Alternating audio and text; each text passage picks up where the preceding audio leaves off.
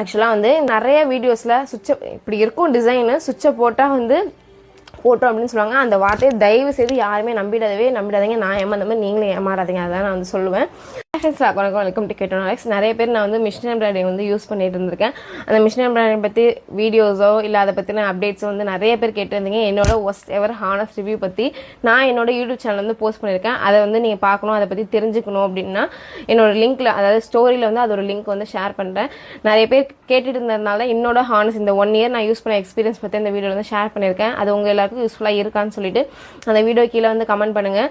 அந்த machine embroidering யாராவது வச்சிருக்கீங்க, அது வந்து உங்களுக்கும் நீங்களும் இதே ஸ்ட்ரகிள்ஸ் வந்து ஃபேஸ் பண்ணீங்க அப்படின்னா அவங்களும் கீழே வந்து மற்றவங்களுக்காக வந்து ஒரு கமெண்ட் பண்ணி அதை வந்து ஷேர் பண்ணுங்க.